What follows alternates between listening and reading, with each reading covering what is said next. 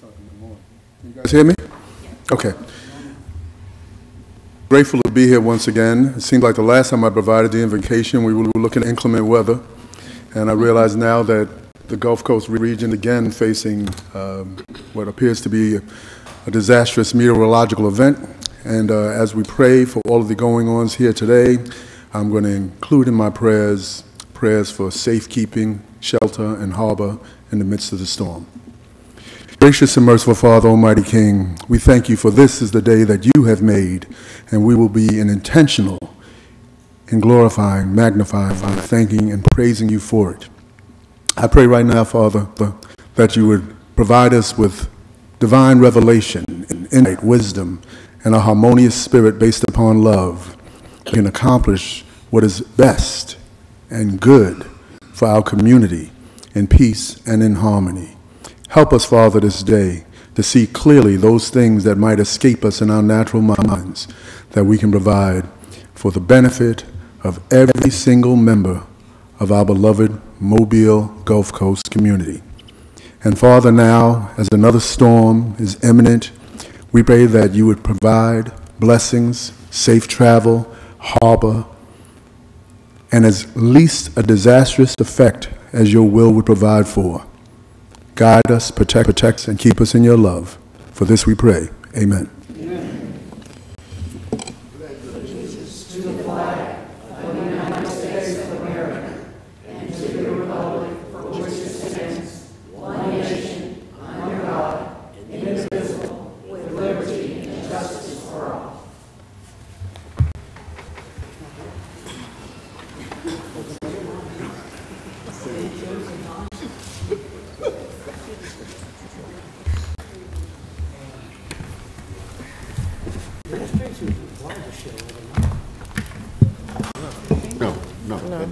No, it's not. This is. Mr. Williams. Good morning, everyone. Good morning. I don't know if anyone knows the whereabouts, but it is generally that the administration is in attendance at our city councils. It's very important as we communicate that they're here. So if anybody here knows anything about where the mayor or his administration is this morning, if you could let us know, we certainly would like to hear from you. Nobody, Mr. Chairman. Thank you. That's duly noted, Councilman Williams, and we'll do our best to proceed. Well, Mr. Chairman, Mr. Richardson. I would like to also note that this is the business meeting of the City of Mobile. The ruling authority is in session. We can carry on without anyone from the administration. Let's rock and roll. Rock and roll. Vice President, Mr. I just Small. wanted to make note that we, as council members, cannot direct no employees. If there's a ditch that need to be filled, a street hole that need to be filled up, grass that need to be cut, blighted home, the council does not have no authority to send no employee out there on the administration.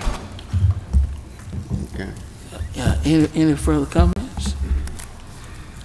If not, Madam City Clerk. Roll call. Vice President Manzi. Here. Councilmember Richardson. Here. Councilmember Small. Here. Councilmember Williams. Councilmember Day. Madam Clerk, the administration is so thank you. And present.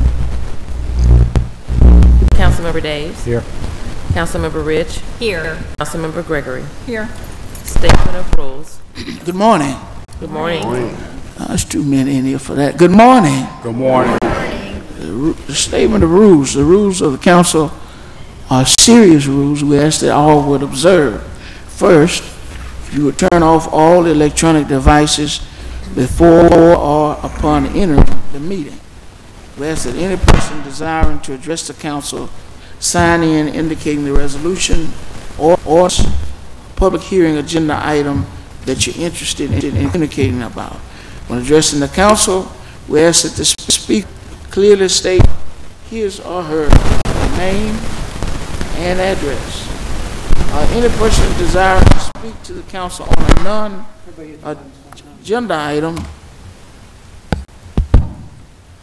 a non-agenda item, contact the city clerk's office on the Thursday prior to the council meeting in which you'd like to speak, You must contact the office by 2 p.m. We also ask that you state specifically what you'd like to address the council on. It must be pertinent to City of Mobile business. Anyone who doesn't follow those directives won't be allowed to speak. Each speaker is granted 5 minutes to address the council. A bell will sound to indicate the end of 4 minutes.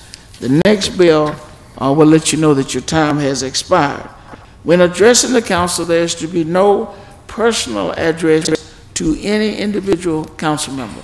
All of your commentary needs to be directed to me, who serves as chair, and if there's any council member who wishes to respond, they will be recognized. To maintain decorum, and this is important, because this is serious business. To maintain decorum, we will not allow any undue applause and or public outcry. If you act up in here, we have the appropriate people who can help you act up on the outside. We're just laying the ground rules so all of us understand before we proceed any further.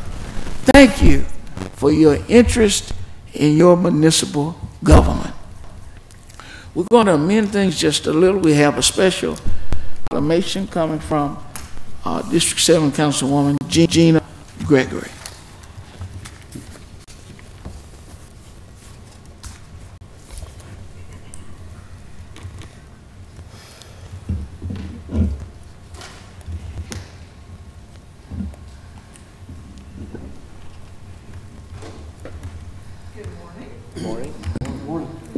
You see a lot of pink on our dais this morning. That's because October is Breast Cancer Awareness Month. I love the pink that several of our men have put on.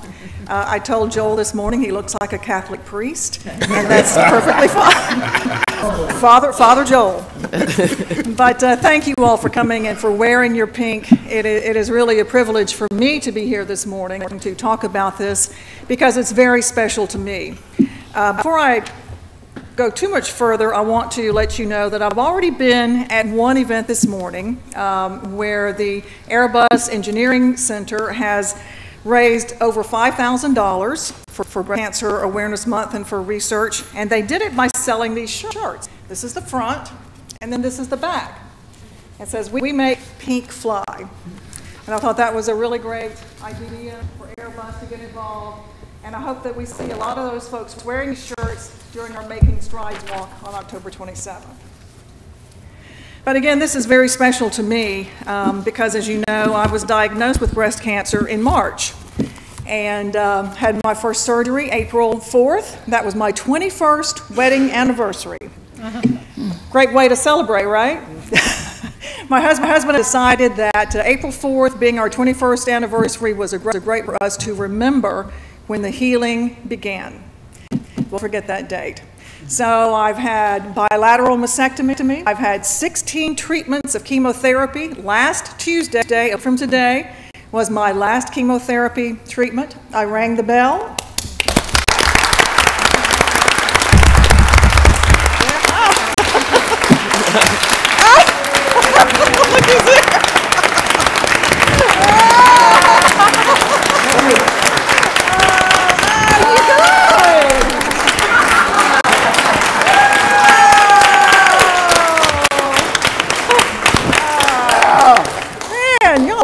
That's wonderful.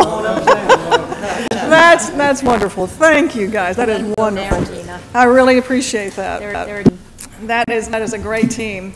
We have a lot of people in the audience this morning that I do want to recognize, but also to remind you that there are a number of events going on this month to raise money for research and also to help provide funding for women who can't afford the treatment. I'm very fortunate that I have good insurance, so I'm able to afford this kind of treatment. Not all women are. So the funds that you raise during this month for Breast Cancer Awareness Month will go toward all of this. I want to point out Danny Cordy. Danny, stand up. Danny is participating in Real Men Wear Pink, and we see real men definitely wear pink. We got some pink-wearing guys in the house. So, thanks, Danny. We appreciate everything you're doing. And Dr. Richardson, and look at his socks. So, Again, there are a lot of events that you can pick and choose from to attend, participate in, help raise money for. We just appreciate everything that you do. In the audience this morning, we have some folks from Mitchell Cancer Institute where I'm my treatment, and anybody from the American Cancer Society? Dr. Richardson? Okay. But I do want to introduce my friends from the Mitchell Cancer Institute, Carol McPhail. Stand up. Jennifer Ekman. And a very special person, Dr. Thomas Butler, who is my oncologist.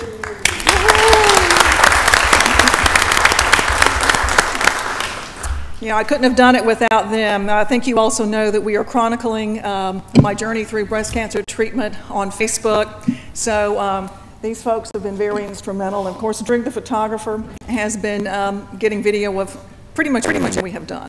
So again, thank you so much. Thank you, Team Gina. Look forward to seeing you guys out October 27th on the Making Strong.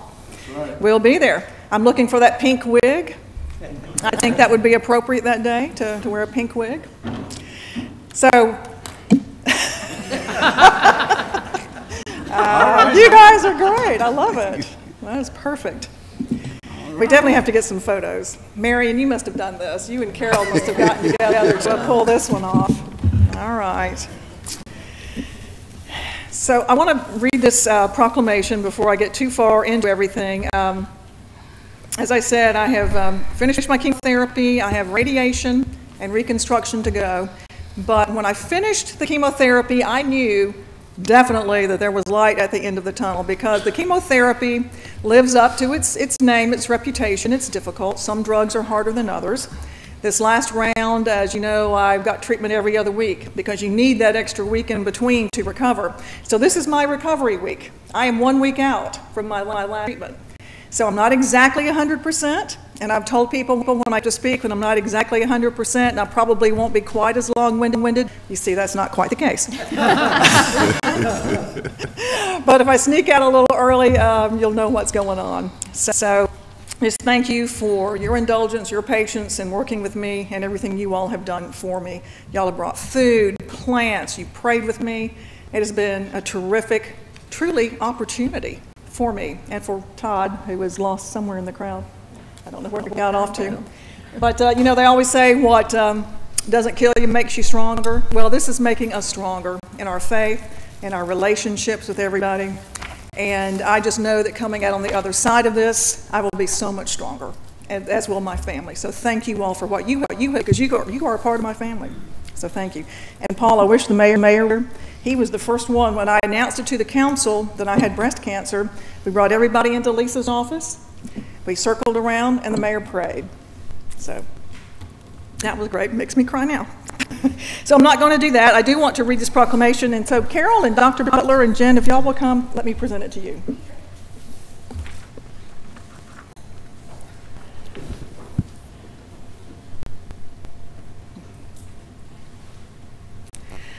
Whereas breast cancer is the second most common kind of cancer in women, with estimates that about 1 in 8 women born today in the United States will get breast cancer at some point in her life. That's 1 in 8 women will be diagnosed with breast cancer.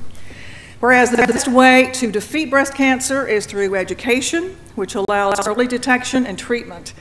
And whereas we can all play an important role in winning this fight by raising awareness of this disease, signs, and the importance of screenings by encouraging all women to find out if they are at increased risk and speak with their health care providers. And whereas this month also provides us with an opportunity to honor those who have lost their fight with the disease, the courageous survivors who have and are still fighting it, and all of the members of the medical community who work every day to defeat cancer. And whereas working together, we can and we will defeat this disease. So now, therefore, I, Gina Gregory, Council Member, District 7, along with the Mayor and everyone on the Mobile City Council, do hereby proclaim October 2018 as Breast Cancer Awareness Month in the City of Mobile, and we urge everyone to join in raising awareness. So thank you much, and here is the official proclamation.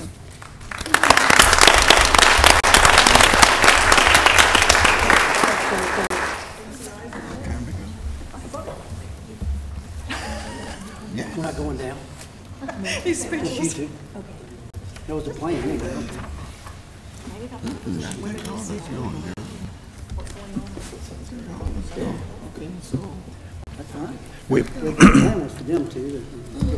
My name is Tom Butler, and I'm a medical oncologist and supportive care cancer specialist at the Mitchell Cancer Institute. And I just want to say that Gina has been quite an inspiration to all of us in her getting through all the things she just described. And I think as a patient, she teaches us how to take care of her by sharing with us and communicating. You know, she is good at communicating. And it's just been such an honor and a blessing to be involved in her life. I think our patients give us the honor of watching God do His work. We're just a small part of that, but we get to see miracles every day. And it's just a pleasure to be here, and we appreciate your support for her. Thank you.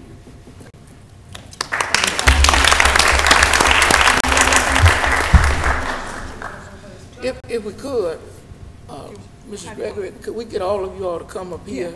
Because we have something else we'd like to do. Yes. And if all of you could join us here. A little better lighting as well. Yeah, okay. Yeah, if y'all can come up on the back and get a picture with us as well.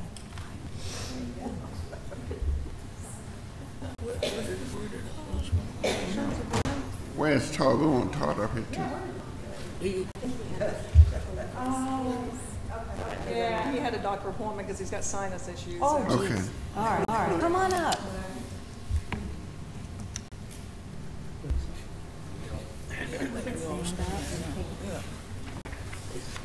Let's stand now.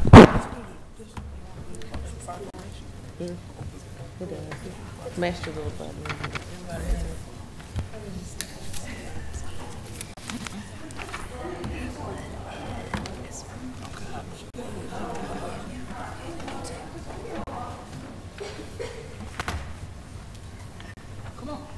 I think they were going to try to slip their shirt, but I said, you can just hold up.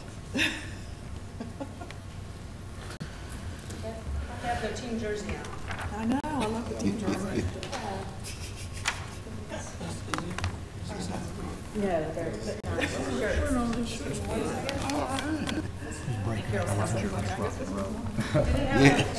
I appreciate you all your hard work.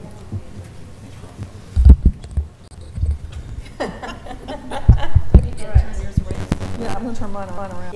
Well, before we get this photo, Then you can. we have something special we'd like to do in commemoration and in honor of our colleague, Ms. Gina Gregory.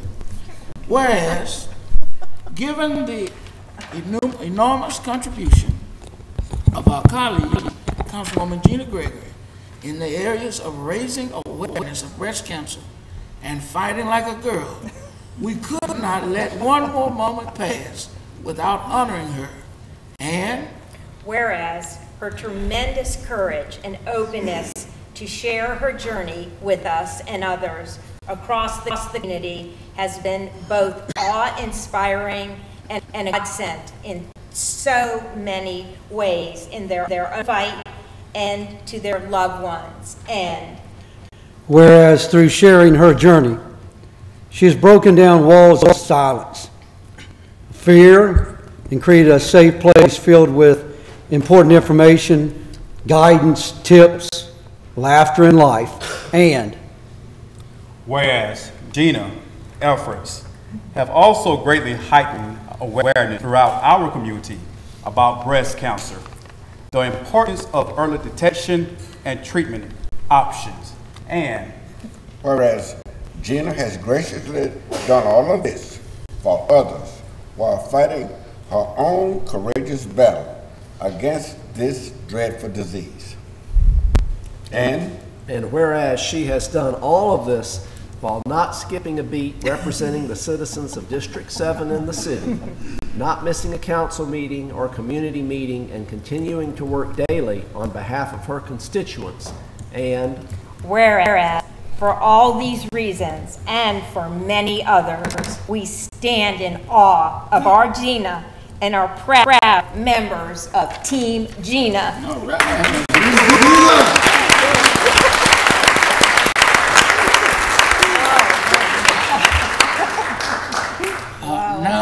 Therefore, I, Lavon C. Manzi, Council Vice President, along with the mayor and members of the Mobile City Council, do hereby proclaim Tuesday, October 8, 2018, as Councilwoman Gina Gregory Day in Mobile. And urge all of our citizens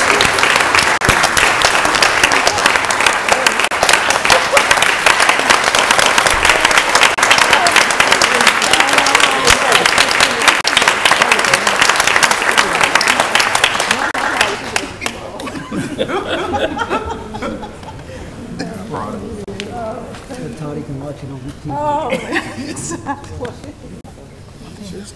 Yeah, we still got to get a picture. All right, for that picture.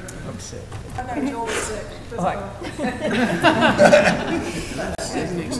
Y'all didn't hear what I said, but you know, because of the chemo treatments and everything, of course, I lost all my hair. I kind of look like, you know, you've seen the Addams Family. I look like Uncle Fester. And I've also lost my eyebrows and eyelashes, but I kind of gotten the hang of these fake eyelashes. That's good. But with all the crying today, they start coming off. Oh, that's probably too much information, but anyway. All right. All right. Smile. 1, 2. All right. All right.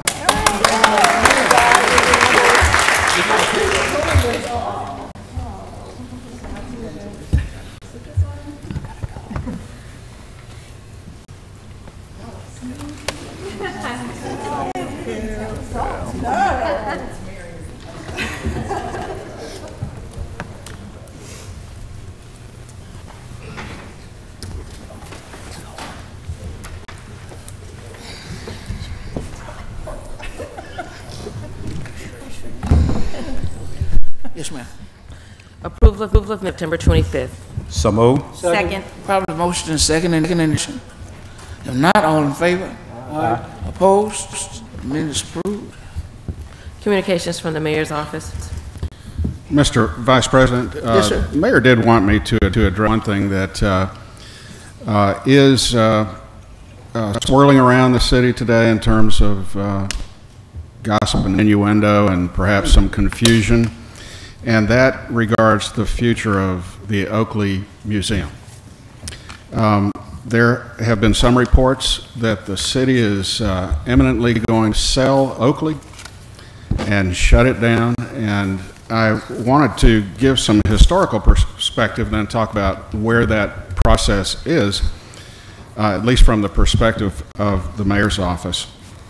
You know, Oakley is owned by the city of Mobile, and of course its sale would require the collaboration of the administration and the city council in any event.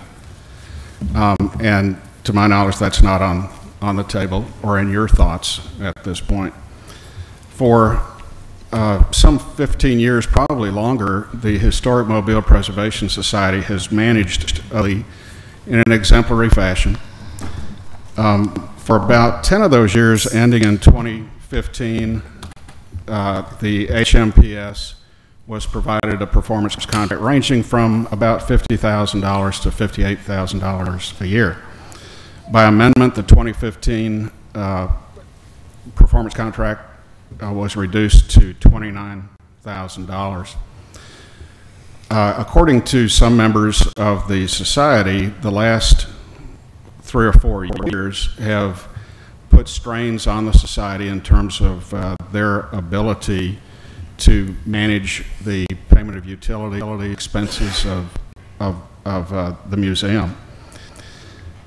This year, in 2018, when the performance contract was due to be executed, my secretary sent it to who we believe to be the president. She was informed by that person that she was no longer the president, and he forwarded it on to the president for signature. He refused to sign it. She sent 2 additional copies to that president. He refused to sign either one of them, and instead communicated with the mayor's office that they would not manage the property any longer unless a performance contract in the amount of $100,000 was given to them. sometime later, he contacted you and told you that he had never received a copy of the contract to be signed. That was not accurate. Immediately upon those events unfolding, the administration contacted other board members to attempt to figure out whether the society would like that contract executed, perhaps by a different officer. That was accomplished with the aid of a couple of very good board members. The contract was executed, and a check for that $30,000 was sent to them immediately. This has called into question, though, what is the future of Oakley? Can the HMPS manage it? And that communication is not through yet.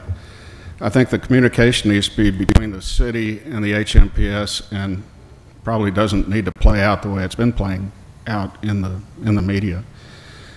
Chances are that the HMPS will find that they can manage, or they find that they can't, in which event the city would go into possession of Oakley and manage it. As I mentioned earlier, closing or selling Oakley would take your approval, and that is not something the mayor has asked us to consider at this point. So I think the bottom line is that the approach, at least from the administration, and hopefully with your support, would be very deliberate and designed to ultimately keep Oakley open for the tours and the special events for which it is well known. So I know we've got speakers today, and the mayor asked me to mention this so that those speakers would have the benefit of the administration's recitation of history and opinion and thoughts in this regard. Secondly, congratulations from the administration to Ms. Gregory. And those prayers that you mentioned are a continuous stream of prayers. Thank you for everything that you do, and God bless you. We will find some of these for you guys as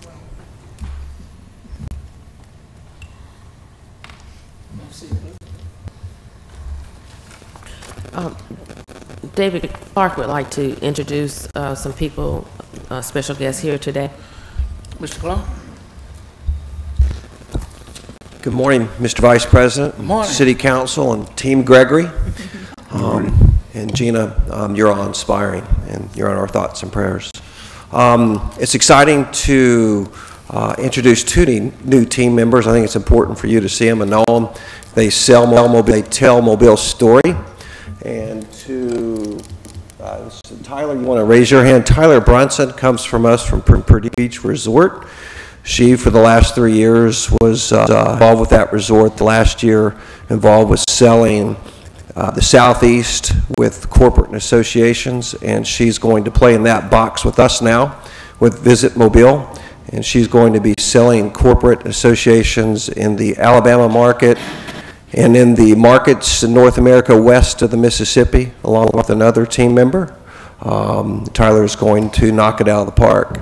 And then to her right is our new Vice President of Marketing and Communications, Emily Gonzalez. And Emily has about 9 years on the beach, which Wyndham and Kaiser are selling the leisure story down there to 6 million visitors.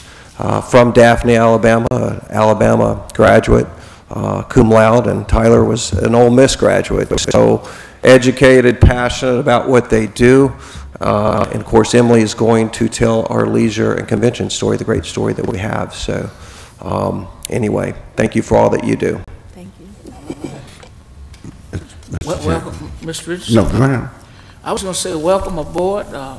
We have a great story to tell, and we're proud to have some new storytellers to go out and get it out, get the message out. So welcome aboard. Yeah. Mr. Richardson. Mr. Chairman, I appreciate Mr. Clark. I appreciate you introducing the new personnel to us, and we're looking forward to great things. But I want to especially say to Emily, the moon pie drop is coming up. It is upon us, and we want to work some special magic to make sure not only that everybody in the area everybody in the country, but everybody in the world are aware that on New Year's Eve, in the Central Time Zone, we're going to preempt every other city in the Central Time Zone by dropping the preemptive moon pie at the stroke of midnight. We don't want nobody not to know, and we're depending on you to get the word out. Yes, sir. Okay. Adoption of the agenda. So moved. Second. Properly moved and second. Any discussion? If not, all in favor? Aye. Opposed? Agenda is adopted.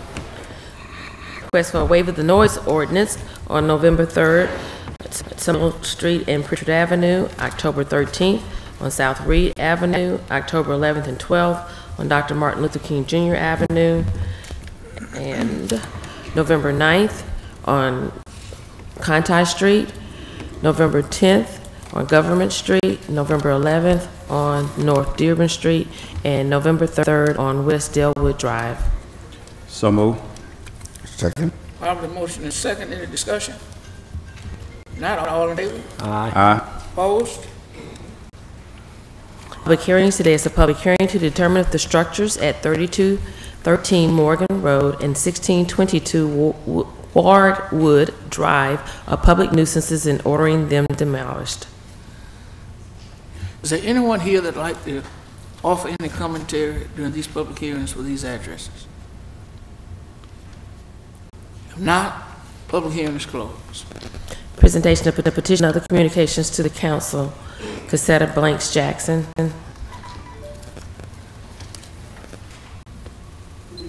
Yes, ma'am.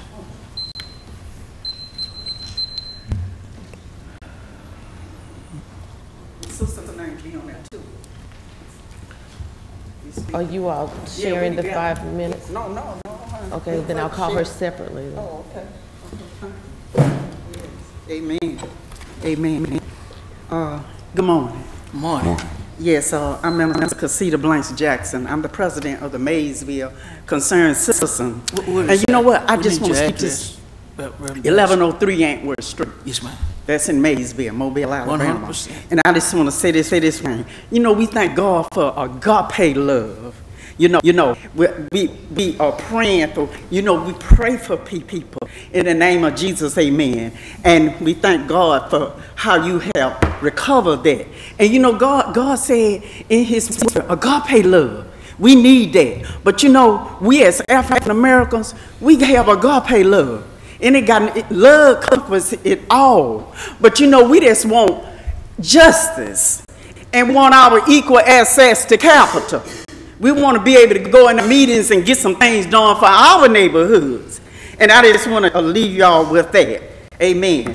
And I want to speak on the closing of the Recreation Center, Hummer Recreation Center. How we have been waiting on those lights to come on for the whole summer. Our little children and adults couldn't play ball, no lights or nothing, even though we pay taxes. And those lights were put up.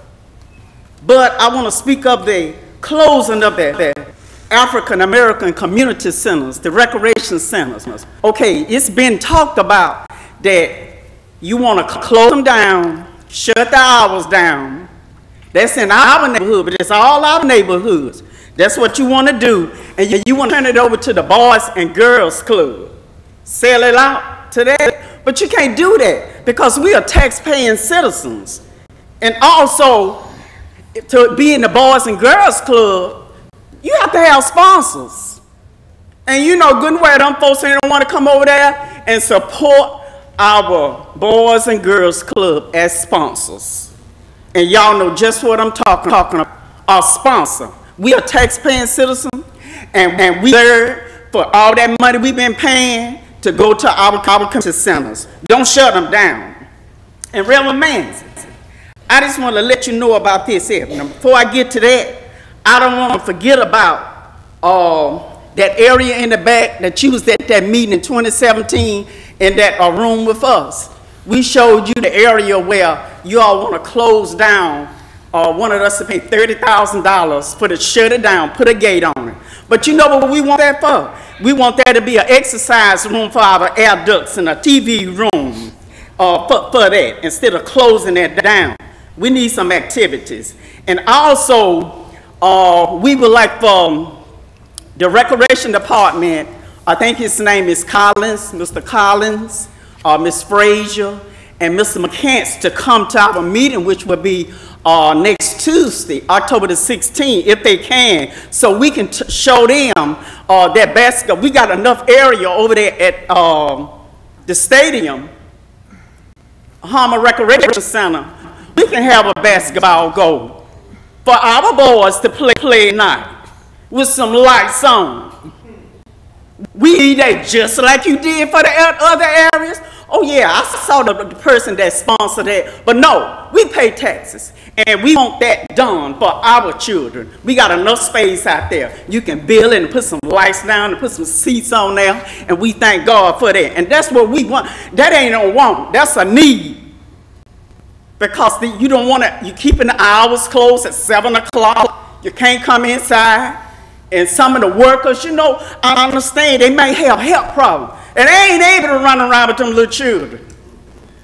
They don't want to give time to the little children. They want to shut the doors and them. And we're not going to go for that. And also, Reverend said, now this want to freshen your memory, or whoever it goes to.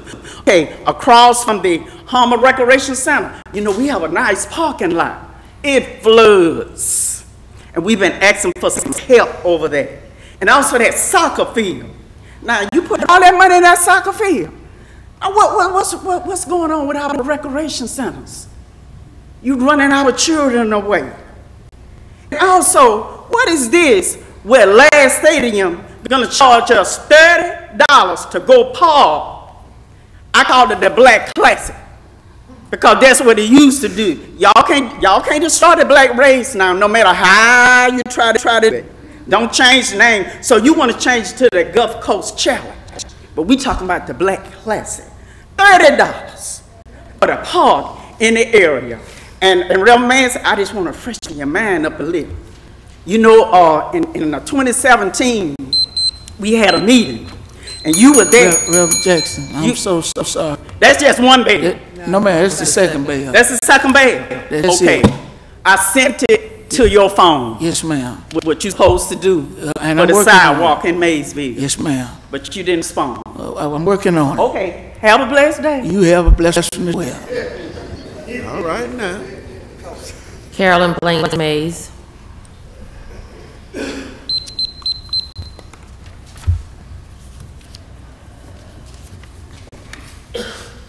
My name is Carolyn Blanks Mays. I live at 1103 Antwerp Street, Mobile, Alabama, 36605. I have two things to discuss. First, I want to talk whoever deals with public safety. In the last 5 years, I've called 911. And instead of them sending out firefighters, which is what I asked, they sent out numerous ambulances. You got to pay them $700.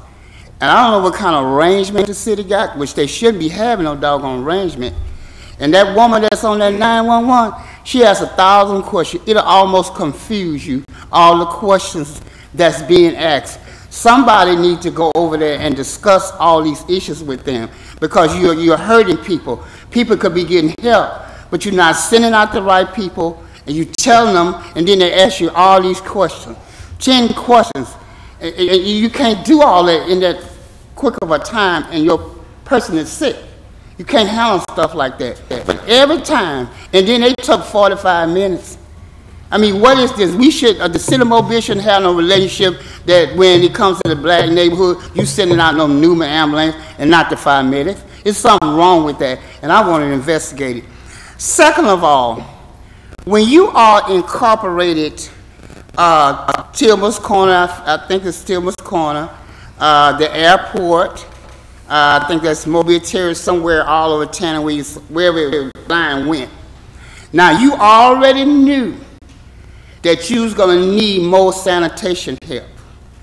You already knew that those areas were incorporated, that you were going to need some more money.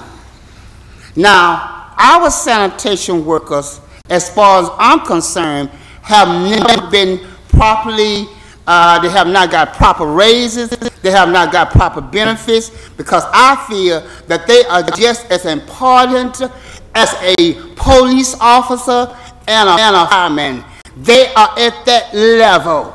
Because of sanitation, we can't have a city, we can't live here.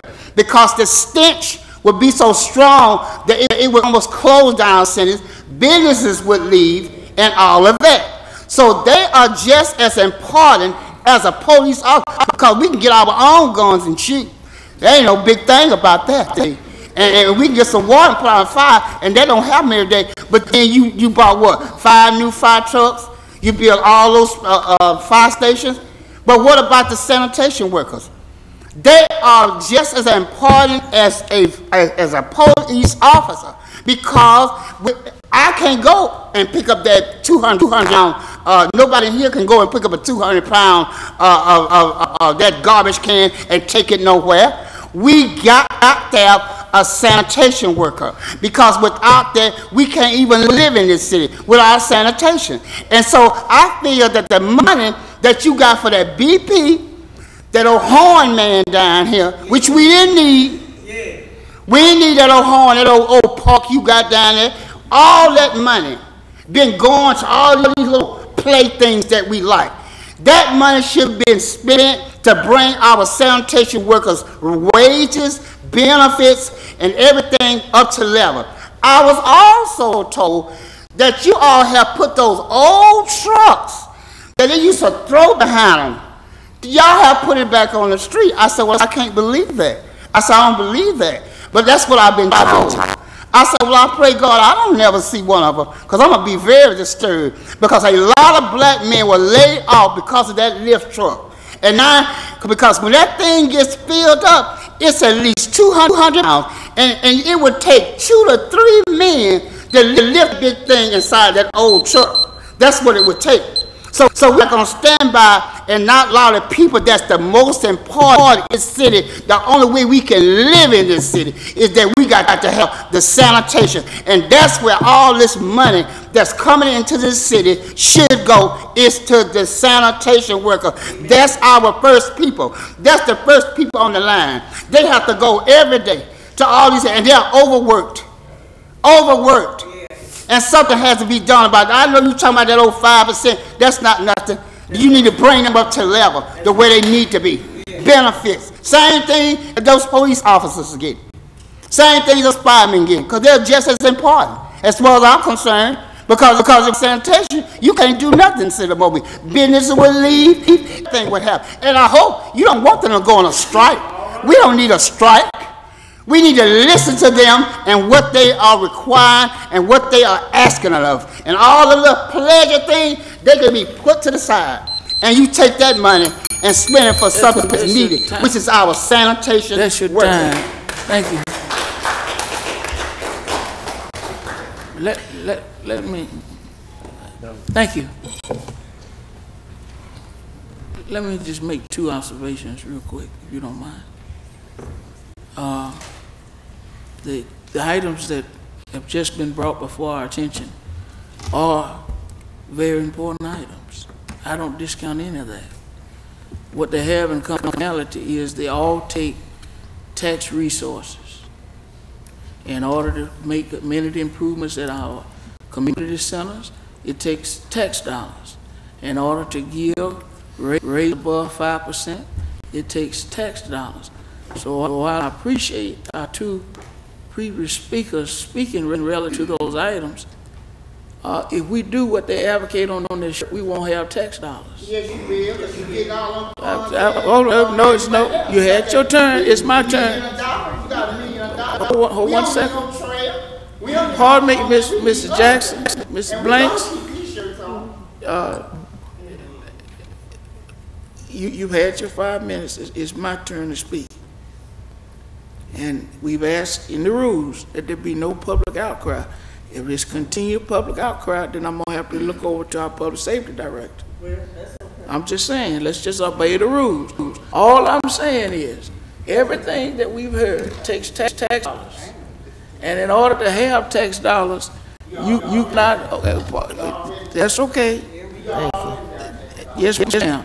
In order to have tax dollars, you cannot boycott the city of Mobile. That's all I'm saying.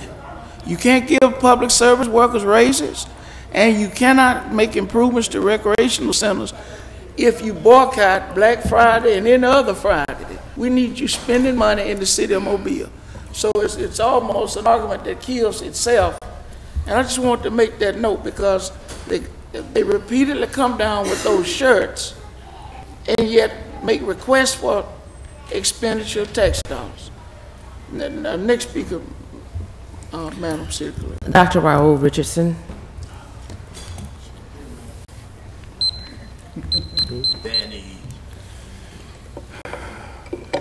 Council members. Good morning. Allow me to put on my brim.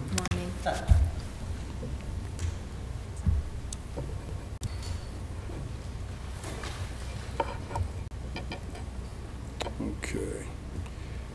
I'm going to read to you a press release that was just recently released, and I directed it to all of your attention. And essentially it says, Real Men Wear Pink and the American Cancer Society for immediate release. It was dated October 1st, 2018. You want me to tell you my address? Yes, sir. I apologize, Vice President. Dr. Raul Richardson, 650 Clinic Drive, Mobile, Alabama. May I continue, sir? Yes, sir. Okay. It says, Real Men Wear Pink Ambassador sponsors 3 musical events. Dr. Raul Richardson, Senior Vice President for Research and Development at Beheth Research and Development Laboratories, has been named the Distinguished 2018 American Cancer Society's Men Wear Pink campaign ambassadors for the greater Mobile community. As an ambassador, he is committed to raising awareness and funds to help the American Cancer Society save lives from breast cancer throughout the month of October.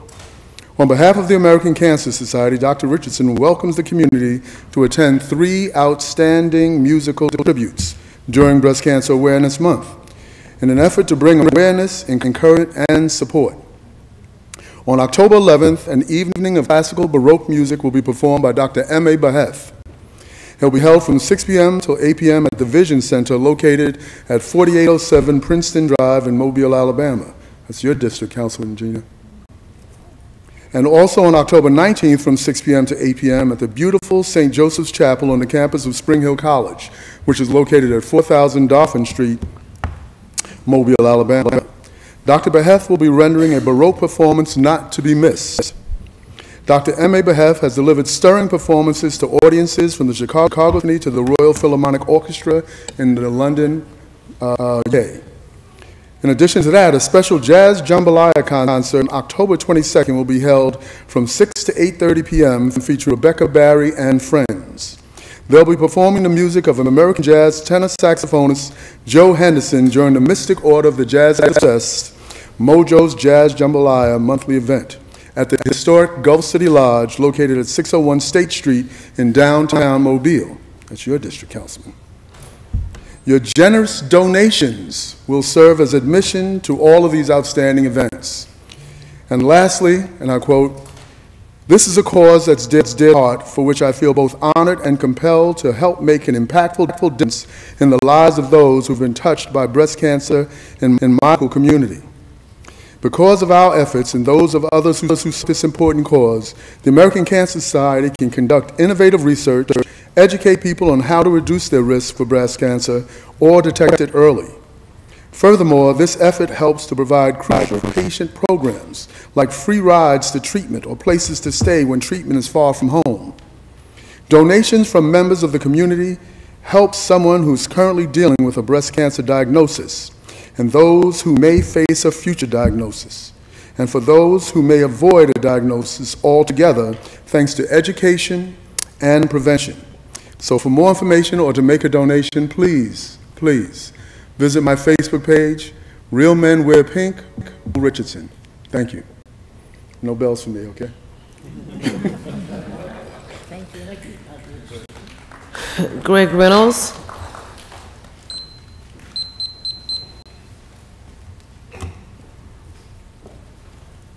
Good morning. Good morning. My name is Greg My name is Greg Reynolds, and I'm here on behalf of the Historic Mobile Preservation Society Board, specifically in regards to Oakley. We need your address. 255 North Conception Street. All right. In 1955, the City of Mobile purchased Oakley for the express purpose of allowing HMPS to operate a house museum there, and agreed to maintain Oakley and its grounds and to support the operation of Oakley as a house museum financially.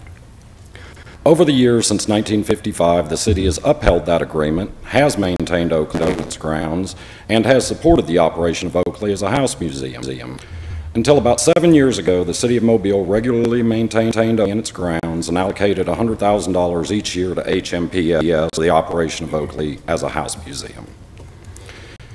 7 years ago, the performance contract was reduced to $30,000 a year.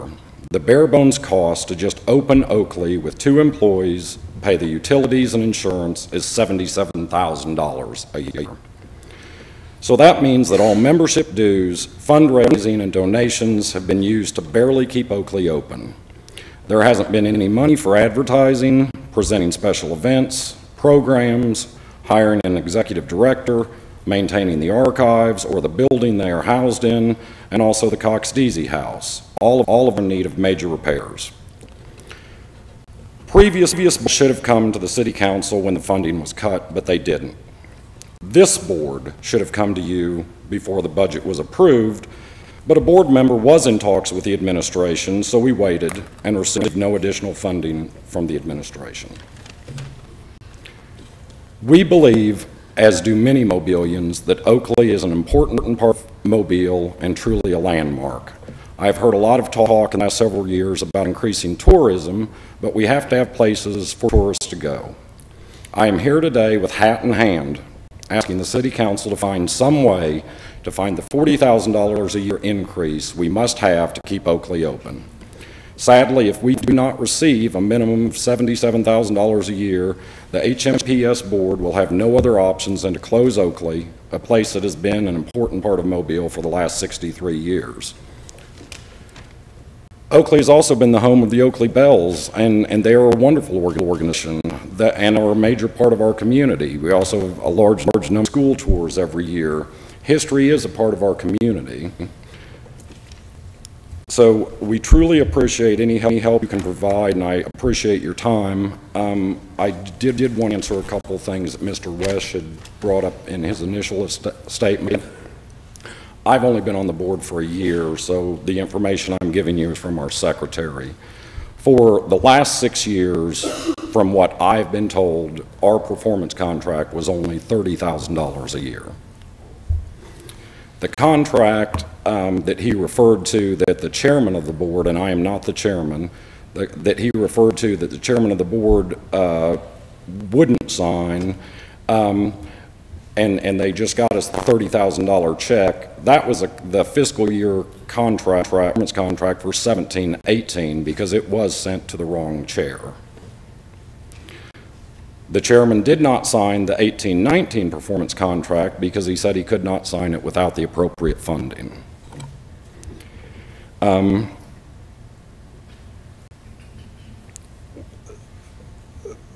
board members have met with the mayor trying to work this out, and there seems like there has been no positive response from the administration. The administration told those board members that Oakley would receive no additional funding, possibly the city would pay the utilities, and that meeting was a month ago, and there has been no response from the administration since then.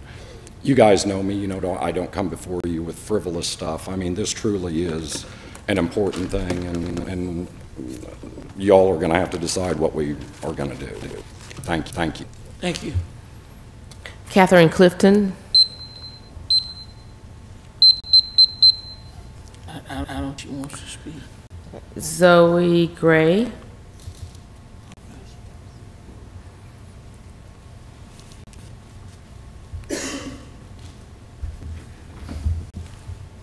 Hello, my name is Zoe Gray. My address is 6155 Mirar Court. Do I need to give my zip code? No. What city is that? Mobile, Alabama. Okay. So I'm here today to talk about Oakley, as I am kind of an Oakley Belle. And see, a lot of people talk about Oakley as being a historic landmark, such things as that, but it's way more than just a landmark. It's very big in Mobile. It was originally founded in 1833, and it's been an important piece of Mobile for 63 years. It was built and occupied in 1837. That's a lot longer than 63 years. And so, as Oakley is also a very big symbol in our community because it has so much rich history in it. And one of the very rich things is that one of the original owners, Margaret Owen, she, whenever it was the Civil War, to keep Oakley from being captured, she got a Union Jack and threw it over the banister and said, this is general territory, and if you come in it, you're gonna get the British in the war. And she risked her life to keep Oakley open. And even though I'm not really risking my life, I think it's my turn to do everything I can to keep Oakley open because yes, I know it's no one's particular's fault. It's not, the mayor's, not HMPS, not the council, but I feel like it's all of our turns to stand up and do everything we can to keep Oakley open because it's so important. And I've only been giving their tours there for like less than a year now, but I've met people from all over. I've met people from Germany, Britain. I've met people from New York, and Oakley, as some people might think, is kind of small. It gets people from all over the world to come see a very historic piece of Mobile. And if we close this historic house museum, such a rich piece of our culture and history is going to be cut off from the community, and that's just not really fair to everybody else. And I know a lot of other people have issues and things like that, but I feel like with us being Oakley Belles, it shows that people are interested in volunteering and helping and standing up and trying to help Oakley in any way we can, and also shown in the community backlash of how much people want to keep Oakley open. So I feel like if we get the word out that we need more volunteers and things like that, we could find a way to keep Oakley open and also find the funds, because a lot of people are also trying to give me money to, donate to Oakley to keep it open. That's all I got to say. Thank you. All right. Trinity Walker.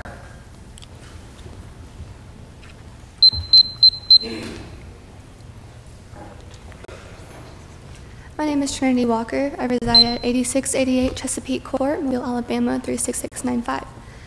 I'm here today to speak on behalf of the Oakley Belles and the Oakley House Museum, as well as my friend Cheney McCorkadale, who has lost her voice this morning.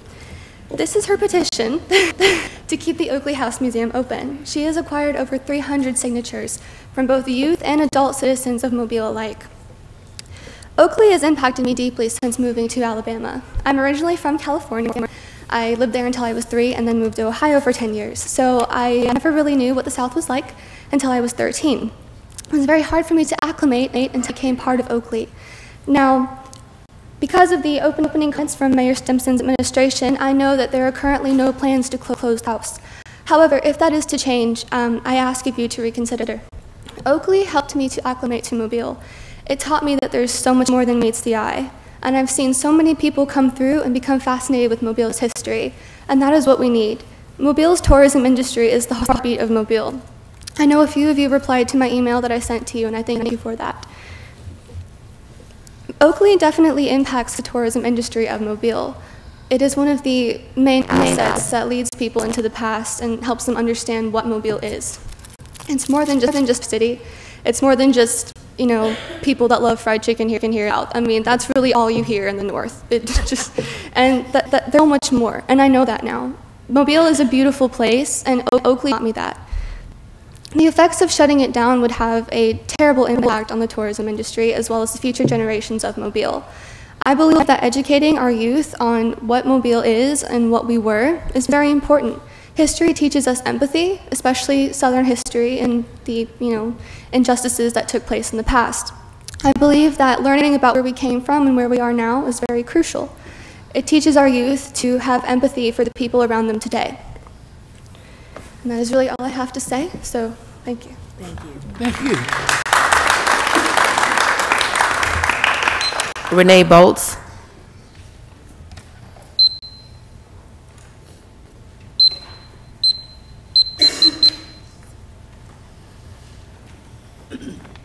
My name is Renee Bowles. Yes, ma'am. I live at 1866 North Daniels Road, 36605. Yes, ma'am.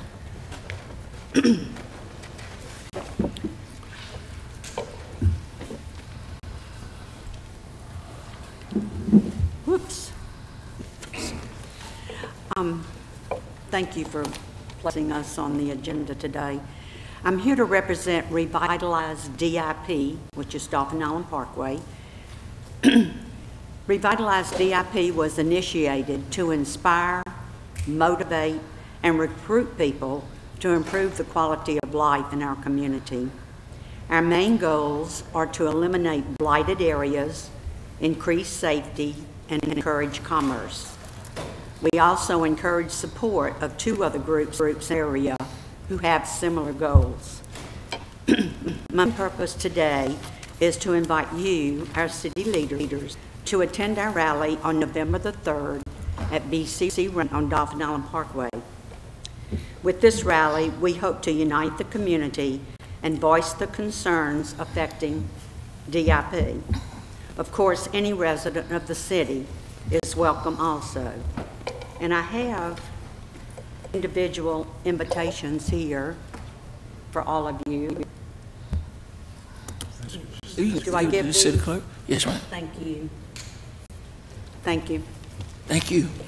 Yes, ma'am. Thank you, Ms. Bolt, for all your hard work and also Revitalize DIP for the work that y'all doing on Dauphin Island Parkway. Thank you so much, and also with the administration. I also like to thank the administration too for working with you also. Thank you. Sanders Mason.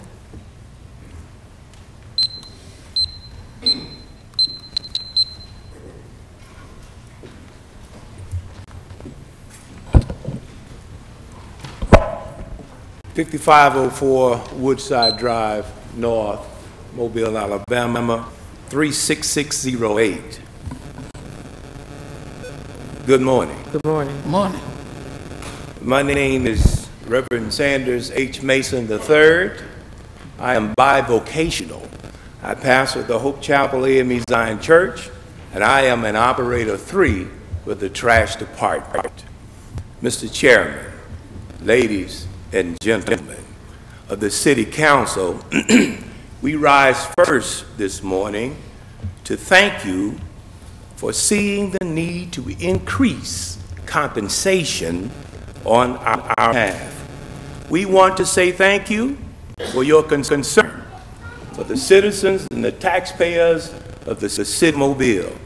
Secondly, we come before you because we have no other entity or recourse in this city that will hear our concerns as well as our complaint.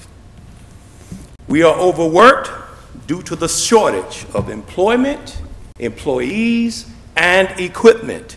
Even at that, we work in 100-degree temperature and rain, and we manage to keep our city clean. We are working in a hostile environment. The department is unmanaged unprofessionally. The supervisor in charge of is a workplace bully, and he is trying to be intimidating. There is a film to corroborate this statement, if it has not been destroyed. The box was a help to us in that the supervisors were being trained how to manage. And all that time, we continue at a high level of performance without management harassment. Now that the box has been removed, we have harassment.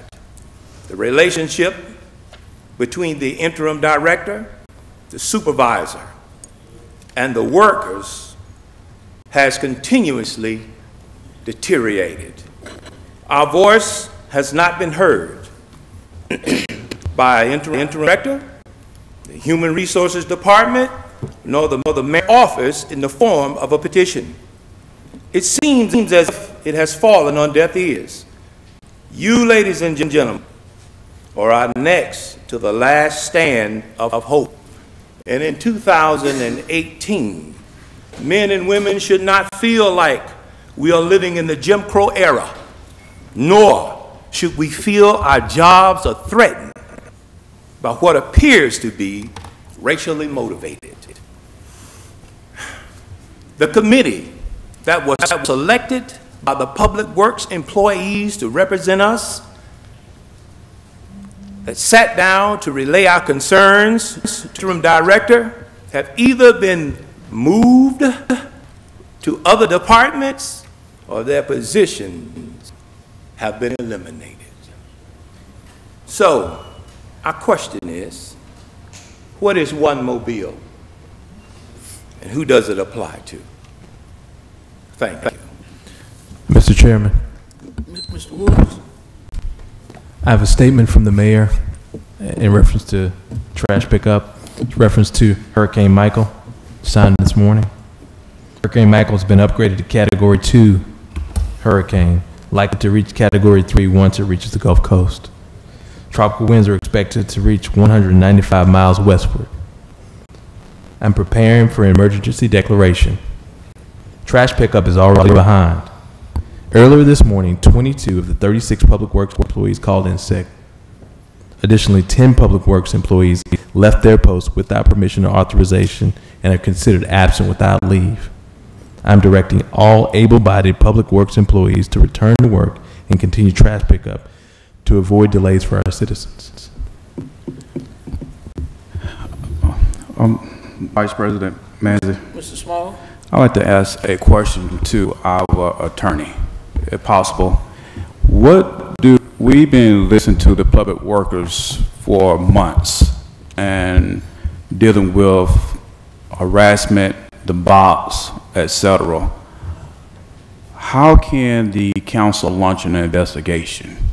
Because we keep on hearing them over and over and over, and our citizens are suffering.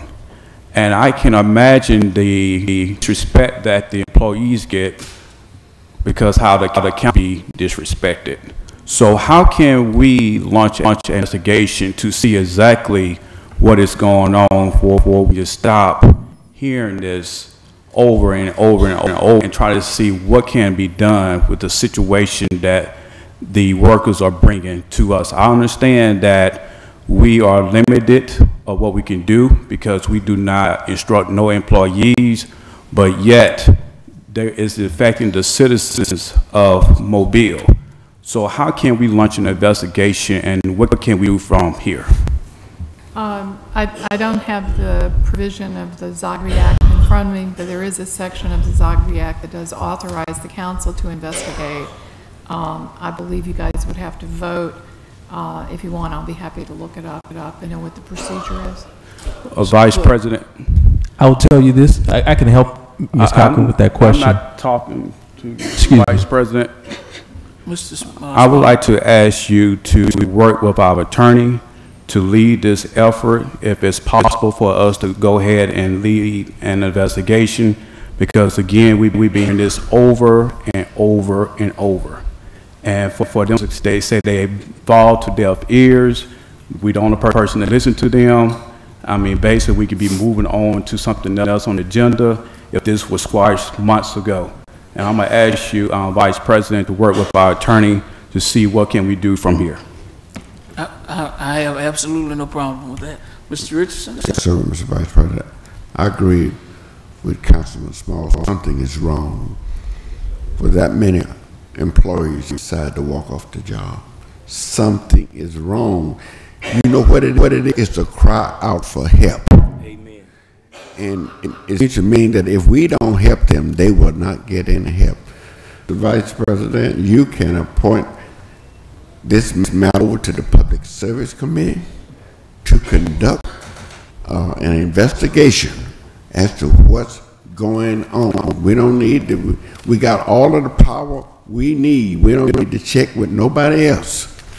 The Zogby Act said we can investigate any aspect of the city, any department. We can investigate the mayor, ourselves, or anybody else.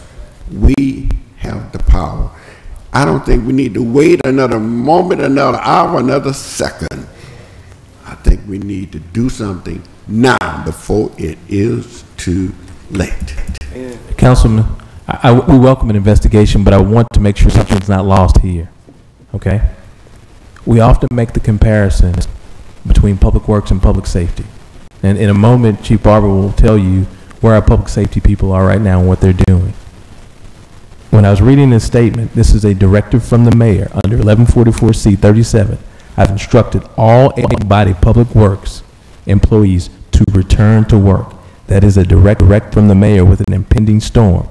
I received the letter to declare an emergency from the city clerk on yesterday. They typed it up for me. We have the declarations ready to go with an impending storm. We're behind on trash 13 weeks.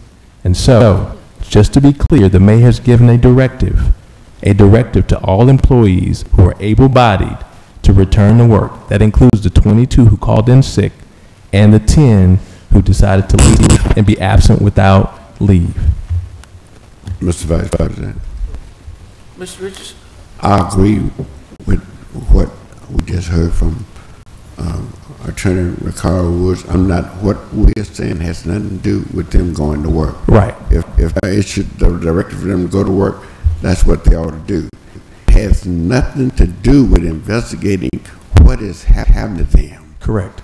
I still say we need to move forward to figure out what is happening to them and for us to make a recommendation to the mayor's office as to what the remedy for this is. Mr. Small and Mr. Richardson, your recommendation is duly noted.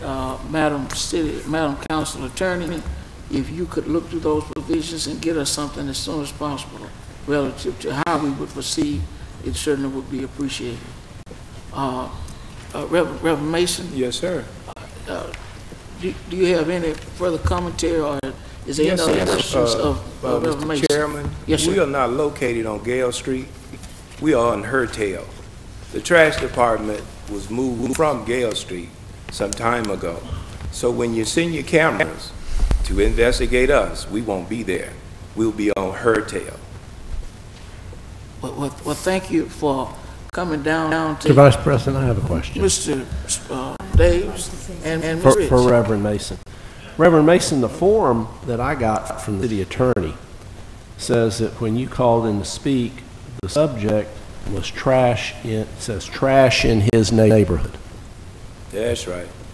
And I don't recall you speaking today about trash in your neighborhood. He did state that trash is not being picked up in the city of Mobile, so his neighborhood is located in the city of Mobile. Do I have to be interrupted by Councilman Small when I'm asking a question? Mr. Days has the floor, Mr. Small. Mr. Days has the floor. We pick up trash. Yesterday, we did 3 routes. So we are not 13 weeks behind. We may be 2 days behind. That's not the question I asked, Reverend Mason. You want me to answer your question? Give me time. Now, we picked up all of those routes on yesterday, and the trash on my street is beginning to build up again. Now, we take care of West Mobile better than we do the south part or the northern part of Mobile. We spent 2 weeks in West Mobile, where I live, picking up trash. But the residents who live in Tolmanville and Maysville, their trash, DIP, their trash stays on the ground a little bit longer.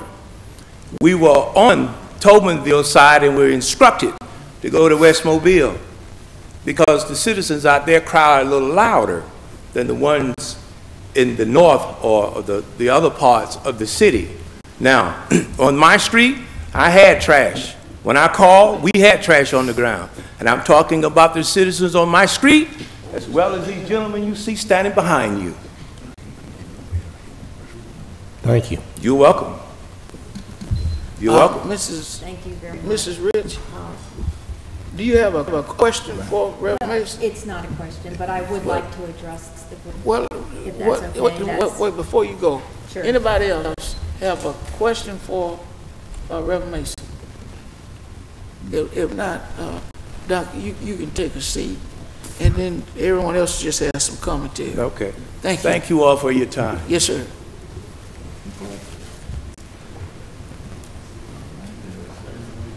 I really would like to address it to the group of sanitation. Well, excuse me. That are present.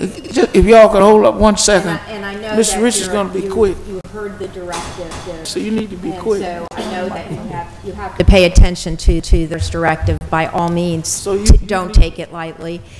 And I know citywide it's been very, very difficult, and our phones ring. So we're on the line to hear from our residents, and I know it's coming not just from West Mobile. And we, of course, live here, so we know when garbage isn't picked up because it happens in our neighborhoods as well. But I would like to just let you know how much you mean to the citizens that my office represents, and I think I could speak for my colleagues. We really appreciate everything that you do. And so I don't want anyone to leave here with the thought that you are not an important component of our city. And I feel that the administration is trying hard with our new interim director, and we're all in this together, and together we can solve it. And if there's anything that our offices can do to look into your concerns, we've done it with other departments, and that is our job. But we do not direct, and we cannot get involved in the day-to-day operations, but we do advocate for citizens. We all do that equal. Our offices are all the same.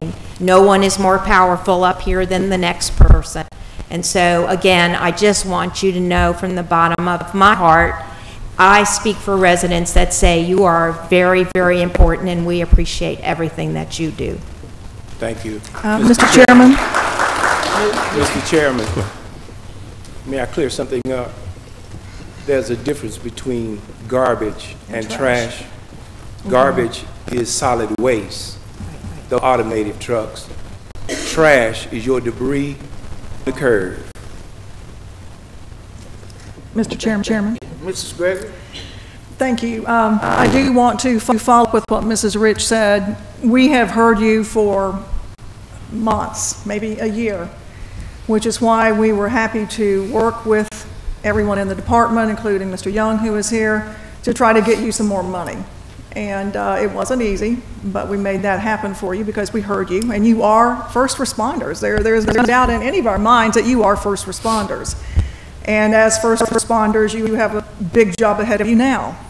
So thank you for your service, thank you for your passion, and we are all in this together, and we will do our part to investigate and try to help as we can resolve what's gone on in your department. But thank you for doing what you do, and again, we are all in this together, and I know the interim director, executive director came in with a tough challenge, and he has been trying. I know he keeps us up to speed on what's going on, and we appreciate that. But again, just thank you for what you do. Thank you for your service. Anyone else? Mr. Chairman. Mr. Wood? Thank you. I want to agree with Mr. Richardson. An investigation, we welcome. We're not putting up in opposition. What I was saying was just what he said. There is a delineation between an investigation, which will come in the future, and the directive that was delivered today. Right. Absolutely. Right. Vice President Manzi. Mr. Small? I would like to just state to the employees that, I want to piggyback behind my colleague, Councilwoman Rich, to the mayor had issued a direct, and this is from me, and this ain't the rest of the council, this is CJ. To me, with the attorney saying it twice, it's more as a threat, a direct. So I advise you to follow the direction of, the mayor. And again, that's from CJ. Well, and from Lavon, I would say the same thing, especially with the impending storm. Let's not put your futures in harm's way. We hear you, and we're going to respond. And I believe you've seen that we responded just a couple of weeks ago. We're hearing you. So thank you for coming today. And those of y'all who need to do what you need to do, need to go do it. Because that has been an issue relative to this impending storm. So thank all of you. Mr. Chairman. Mr. Richardson? We've had two different speakers that come down here today for us. to raise the issue of race. We've had two to speak on that issue. Sir? I didn't hear you. I said we've had two speakers to come down here before us today to speak on the issue of race. And I want to say this for the benefit of you all, because you may believe that because you're in some race, somebody mistreating you. I just want to arm you with some facts. If you can stand, if you can walk upright, if you can talk, laugh, cry, think, plan, and reason, you qualify to be in the human race. And you're just as much in the human race as any other human, and the color of a person's skin does not determine whether or not they're in the race. If you can do those things in the same race as any other human, you're not in no black race. You're in the human race. And if somebody's mistreating you, document it. If they believe that you're not in that race and using that to mistreat you, document what they're doing and it'll be correct. But you're not in no special race. That been about brown race, red. No. It's not but one race of humans in this world. And we got a minister here. Acts 17:26 says, from one blood that was there, God made all nations of men for to dwell on all the face of the earth. You see what I'm saying? We are all members of the same race. We have allowed other people put wedges between us on our features. Do the DNA and see when it take you to East Africa. I don't care what color you are. We're all of the same race. I'm through with that. Madam City Clerk. Wesley Young.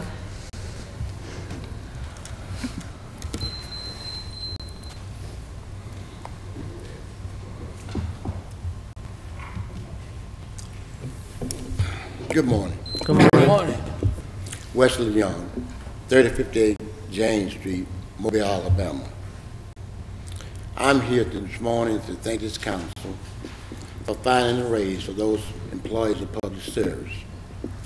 I am ecstatic about it. And the reason I'm ecstatic about it is because when we first started off, we didn't know if we were going to get anything or not. We put a panel together, met with the mayor after he refused to meet with me. That panel met twice.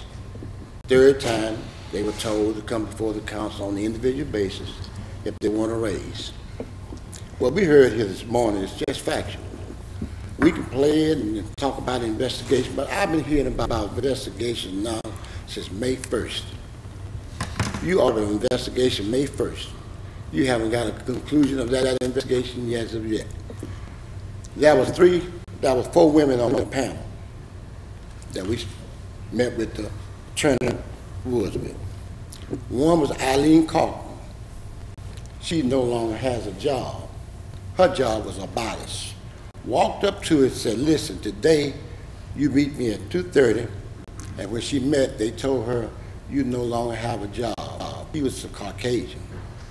Mrs. A.G. in the trash department, an 11-year veteran as a second African-American, was walked up to by the director and said, you look like you bored, so we're going to move you, and we're going to put somebody else in your place.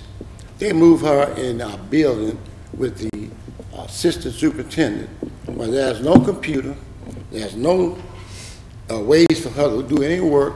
This been since last Monday. She's in the same position today. It's just like the box. Mrs. Denise Charlotte, they put her in Miss A.G. place. Then they turn around and then Mrs. Michelle Kidd, who had an accident, filed a lawsuit against the city of Mobile. Now what they're doing to her, they sent her to all doctors, different doctors, because she turned down the money that they offered her. This administration, this is how they operate, okay? So we have 4 women on the panel, and we talk about there would be no retaliation. I remember Councilor Small asked the question to Councilor Wood, would there be any retaliation against the employees that goes before the mayor to try to work out the raises? And he said no. All 4 been retaliated against. This is the truth. Because when the truth comes, you notice the untruth flees. That's what's happening with this administration. So we can play the games about what's not happening in trash. I have told these trash department and all the employees that I represent in public service, you need to document all the things that happen to you each time it happens so we can have it and give it to our attorney. Today at 4 o'clock, we have our information that we need. We have the recordings that we need. We're going to take it to our lawyer today, and we're going to make sure that he understands what's taking place. This is one of the most evil administrations I've ever seen in my life. I'm just going to tell you the facts. I'm not the one that cut corners. They're retaliated against everybody and anybody in public service if they do something wrong. That interim director that you all got confirmed, he shouldn't be confirmed. He saw a man walk into another man's face and literally attack him. And then he takes this guy away from him. He runs away from him as he's holding him going out, goes back toward the employee, and he writes a letter 2 days later stating that he supported 100%. Now you take that and think about that. What kind of director would allow any employee? If it had been an employee, he would have been terminated. This is what we have in our city. We talk about one Mobile.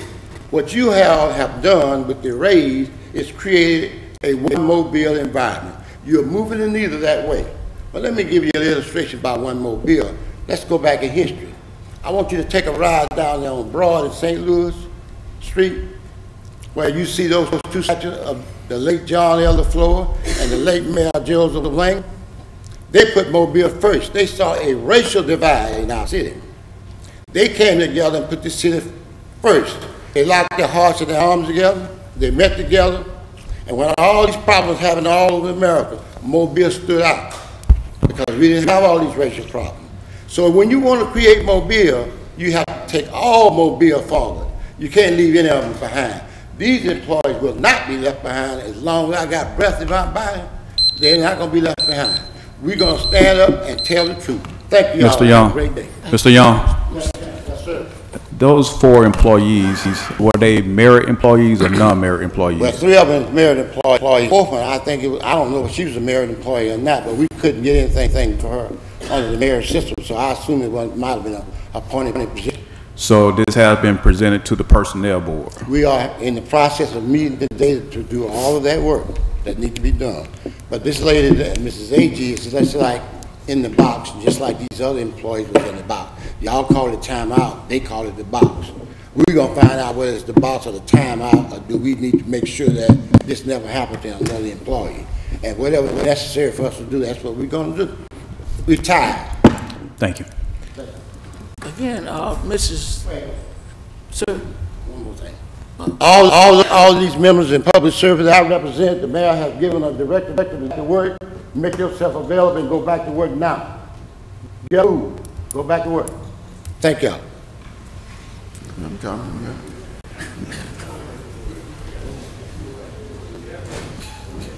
There you go.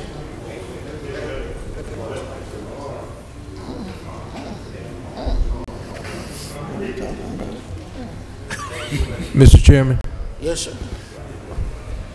we welcome your investigation. Be glad to answer questions. I ask that you take close notes to everything that was said, and you look to verify that information if it can be verified. So, no problem with that at all whatsoever. I do want to say this in regards to personnel matters. To the extent we have to share that information, we just ask that it be kept in a sensitive manner. Even though your attorney will likely be running the lead, we want to make sure that we're looking at those and we're not revealing any personnel matters that should be revealed to the general public. But sharing that information with you is not a problem. Well, Ms. Cochran, I want you to make that your #1 assignment, and before the end of this day, give us an outline as to how we can proceed with the parameters of this ZOCMAC. So I want you to make that your top priority. I want you to start working on it. I'm there. Yes, ma'am. Thank you. I'm on it. Appreciate it. Madam City Clerk. Mr. Chairman. Mr. Public Safety Director. I'm about to have to go tend to some business with public safety, so I did want to take a chance to update you and answer any questions you may have in relation to Hurricane Michael and the impact it's having on our area. But I think everybody knows that due to impact around the Apalachicola or the Big Bend of Florida, winds will extend westward to about 195 miles. We do not anticipate any catastrophic events here related to wind or rain, but what it has caused beginning this morning was a huge evacuation out of the Florida Panhandle. And so what we have is the Bayway is backed up clear across the bay into Baldwin County. And so we were tending to that. The Mobile Police Department Special Operations has been out there since this morning working with ALDOT to try to relieve the pressure on the tunnels, which is a natural choke point that we have here in the city of Mobile. The main issue that we face if we can't get that traffic out of here is they begin to eat up all the fuel reserves along the I-10 corridor. And when that happens, they hit that Bayway low on fuel, and it can cause problems when they start running out of gas. And then we end up with a shelter situation and to try to remove. And so that's why it's important. About 1 hour ago, MPD began pulling all commercial traffic off of the Bayway. They're sending it up to the Africatown Bridge and onto I-165, and we are facilitating that process. Also at Span, we've shut down all eastbound causeway traffic at mid-span Bayway in order to relieve pressure as people are trying to get it down to the causeway, and it was creating a pretty hazardous condition there for side impact accidents. And so we're continuing to work on it. I would anticipate that we will be on it all day to try to get those evacuees out of this area and back onto the roads. We also expect that after landfall tomorrow, there will be a counterflow as all of that traffic begins to head west back into Florida, and it will be very shortly after the landfall happens. And so with that, we can expect huge traffic issues within the city, but we're planning to do our best to facilitate getting all that traffic here, as well as our own local traffic, which will be hitting the streets roughly at the same time. But if there's any questions, I do need to go with Chief Batiste and Chief Hodgson and check on this condition. Any questions for our Public Safety Director? No, have them stay in town, because we're out of harm's way. Direct them to hotels. Yeah, hotels and things. Do you know if the Florida Department of Transportation is going to reverse the lanes and head everybody west, or have they done that, or are they going to do that, or maybe even in Alabama to help relieve some of the bumper-to-bumper traffic? Right now, there's really no need for it. The interstate system is facilitating it. The big funnel on I-10 is actually the Bayway, then that tunnel. And so it falls on us. The state doesn't have the resources here to help us with it, and so Mobile PD is pulling it. We also with Spanish Fort. They don't have the resources to help at mid-span, so Mobile Police are over in Spanish Fort's jurisdiction too. Wow. Okay. Thank you. Thanks. Any other questions? I may make one comment. Our lodging partners are almost full. Oh, really? Okay. Send them out. Yeah, send them out to West Mobile on the perimeter right there. They'll eat up all the hotels along the way, and so they'll be heading toward Montgomery, Birmingham, up into Mississippi, Georgia.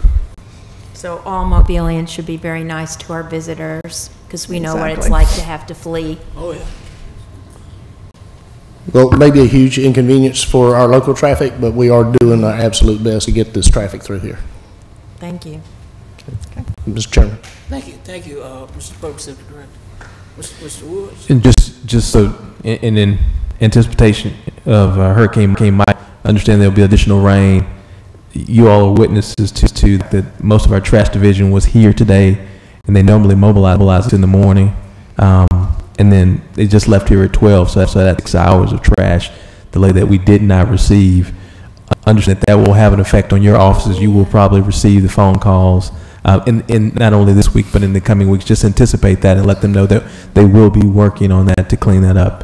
So Director Peavy is already anticipating some delays, not only because of the storm, but because of the delay in going to work today. Thank you. Vice President Manzi. Mr. Small. Also want to make notice that it also some delays because some members of the employees was in the box. So that kept people from going to work too.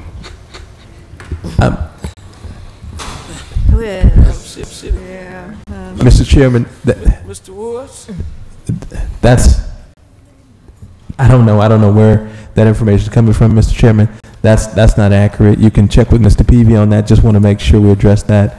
And to the extent we talked about a threat, that's not a threat. Personnel actions have to be taken when directives are disobeyed, and when people call in sick and they're not really sick. That has nothing to do with your investigation, but it will go forward. Secondly, Mr. Peavy is doing everything that he can to assist and deal with these efforts. All right. Madam City Clerk. One more time.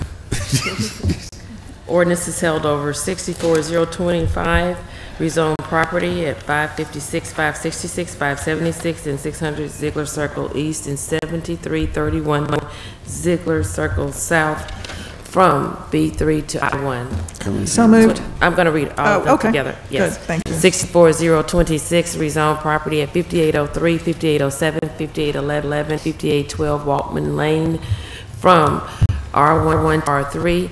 88027, deemed certain property now needed for public or municipal purposes and authorizing the sale thereof. So moved.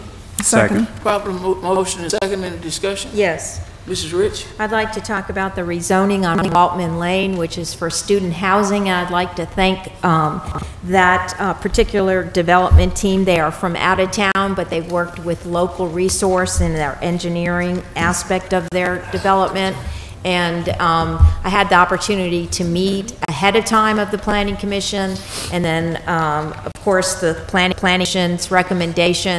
And this council, by advertisement, has attached a PUD, so the rezoning must be exactly as what was presented, which are 27 like cottages for students. It's a rental program, and it's right off of Long Street. And so, again, I'd like to thank everybody who handled that, was involved with that. And I wish that group a very successful development, and they will have a year to begin and 3 years to finish the program that is expected to come on that property, which went from the R1 to the R3, near the University of South Alabama. Thank you. Is proper motion and second in the discussion? If not, all in favor? Aye. Opposed? Items passed. Oh, I'm sorry. Okay, I missed those two. I did miss those two. Is Eileen Corkin here? Brent Bill. You took my, okay, yeah. Okay. Okay, those are.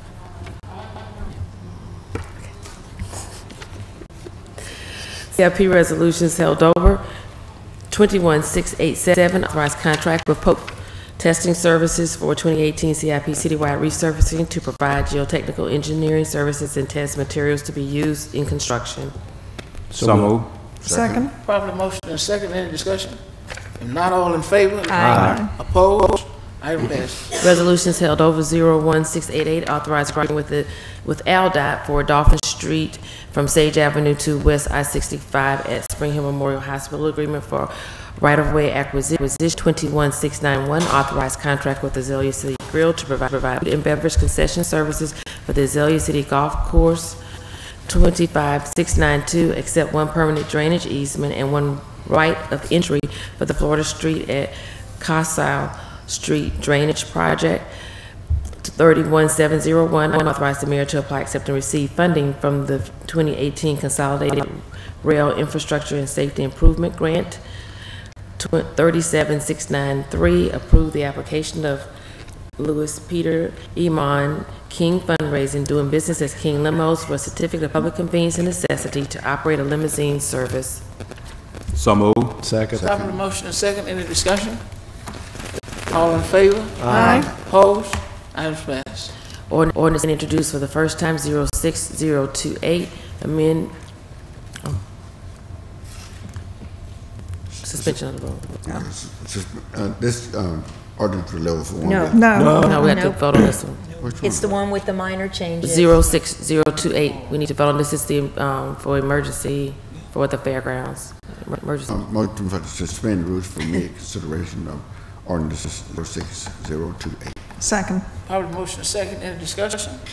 Very quickly, Mr. Chair, thank you everyone for agreeing to not only add this to the agenda, but to vote on it today. This is something that the organizers of the Greater Gulf States Fair have been asking for years. And I'm happy that the administration has agreed that it is a good move, a good step forward for us. It really benefits everyone in the city. It allows these events to submit a plan 2 weeks in advance on how they will handle any sort of medical emergencies, to be reviewed by our EMS Services Committee to approve it, and then they are able then to hire private companies rather than city personnel to man these events. In case fair, which lasts over a week, that will indeed help keep our own MFRD vehicles and personnel on the streets rather than having to stay at the fair. So I think it really is a win-win for everybody, so thank you. Any further discussion? Not all in favor? Aye. Opposed? Item passes. That was just suspending the rules. Well, the rules are suspended. 06028, Chapter 6 of the Mobile City Code. Now we need a motion and second. So moved. Second. Probably motion and second. Any discussion? If not, let's vote. All in favor? Aye. Opposed? Item passes. Consent resolutions being introduced for the first time, 03703 through 58711. Motion to suspend rules for immediate consideration of resolution 03703 through 58711. Second. Probably motion and second. Any discussion? If not, all in favor? Aye. Opposed? 03703, appoint Derek Brown to the History Museum of Mobile Board. 37704, recommend approval to the ABC Board for issuance of a manufacturer license for Hank Blue on Monroe Street. 37705, recommend approval to the ABC Board for issuance of a lounge retail liquor Class 1 license for Club Elegance on North Lafayette Street. 37706, recommend approval to the ABC Board for issuance of a restaurant retail liquor license for Charm Thai Kitchen on Chillinger Road South. 37707, recommend approval to the ABC Board for issuance of a retail beer, table wine on off-premises license for Mod Pizza on Airport Boulevard. 37708, recommend approval to the AB Board for issuance of a special retail license 30 days or less for 2018 Greater Gulf State Fair on North Cody Road. 4709 and 710 are declaring structures public nuisances and ordering them demolished. 58711, declare weeds noxious, group 1583. So moved. Second. Probably motion and second. Any discussion? Not all in favor? Aye. Opposed? Items passed. CIP resolutions being introduced for the first time, 01712 through 21716. Motion to suspend rules for consideration of resolution 01712, 713, and 715, and the other two will live for 1 week by council. Second. Probably motion and second. Any discussion? Not all in favor? Aye. Opposed? Item passes. 01712, authorized agreement with the Alabama Department of Transportation for intersection improvements, congestion management process from Broad Street to Bankhead Tunnel. 21713, authorized contract with Hutchinson, Moore, and Roush for Langen Park drainage repairs, playground area. 21715, authorized contract with Great Southern Recreation for Hillsdale Park playground shade structure. So moved. Second. Probably motion and second. Any discussion? Not all in favor? Aye. Opposed? Item passes. Items passed. Resolutions being introduced for the first time, 01717 through 31723. Motion to suspend rules for immediate consideration of resolution 13719, and the rest will live for 1 week by council rules. Second. Motion and second. Any discussion? If not, all in favor? Aye. Opposed? Well, 13719, authorized change order number 1 with C Sharp Company for 200 Government Street building exterior wall repairs. So moved. Second. probably motion and second. Any discussion? Not all in favor? Aye. Opposed? Item passes. Call for public hearings 41724, call for public hearing to approve the application of Curtis Carcom, doing business as ANC Net, for certificate of public convenience and necessity to operate a shuttle service scheduled October 23rd. 4725, call for public hearing to approve the application of Michael doing business as Wild Native for certificate of public convenience and necessity to operate a boat charter service scheduled October 23rd.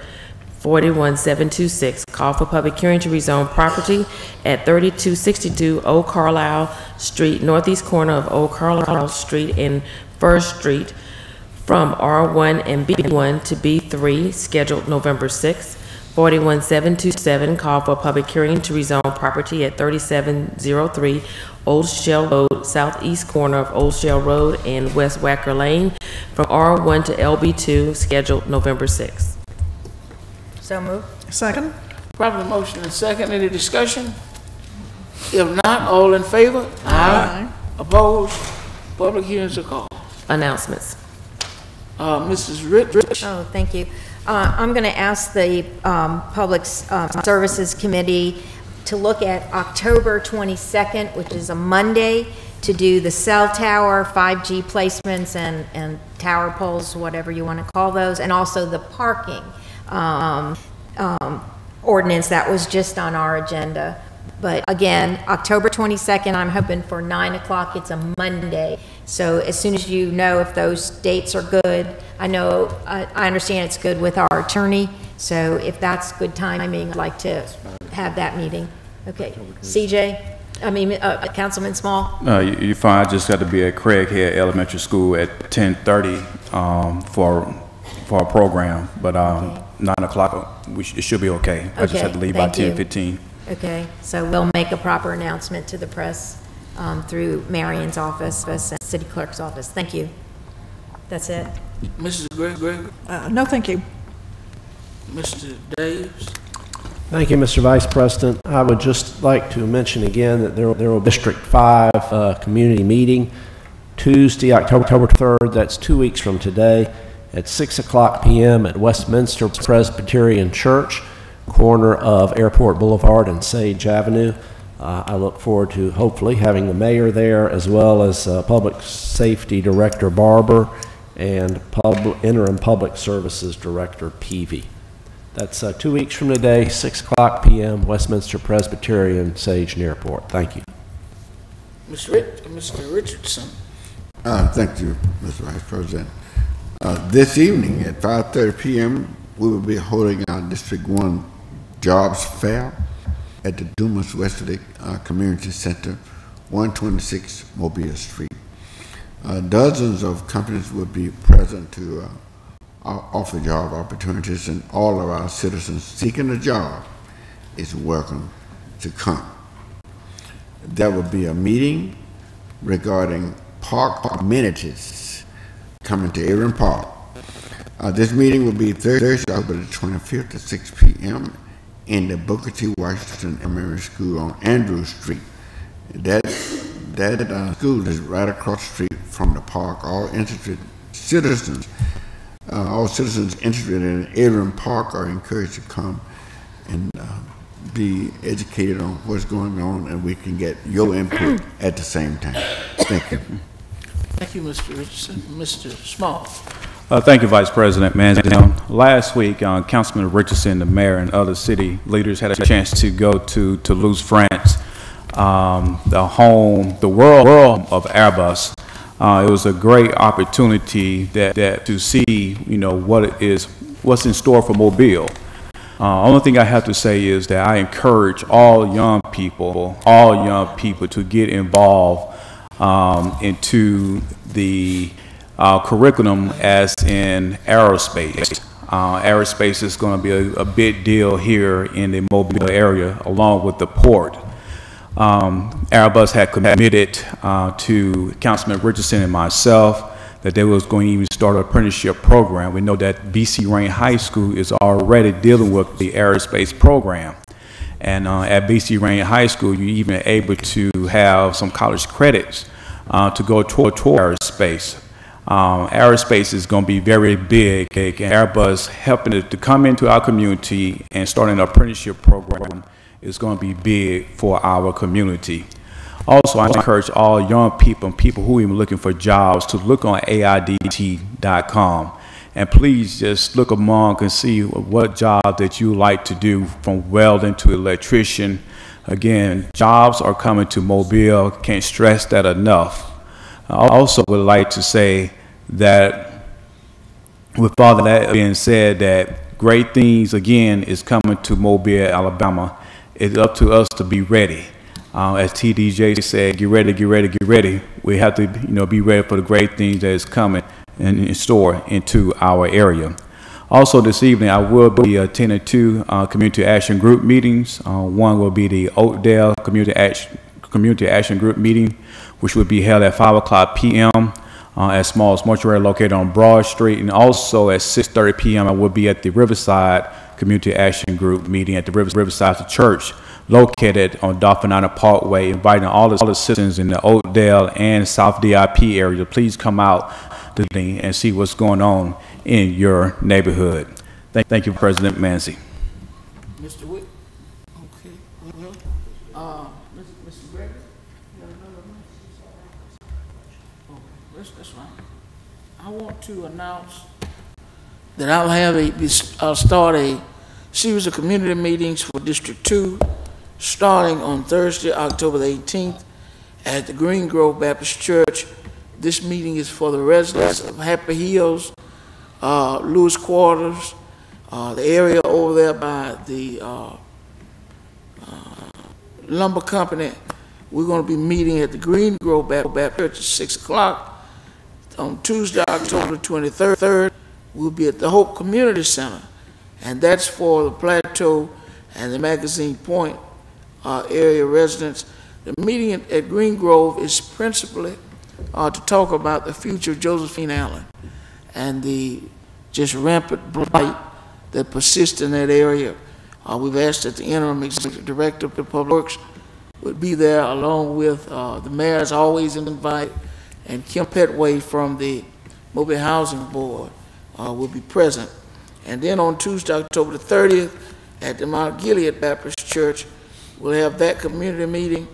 Tuesday, November the 13th, at the St. Joseph Baptist Church on Broad Street, we will have a meeting there, and we'll end our meetings at the Via Center on December the 11th.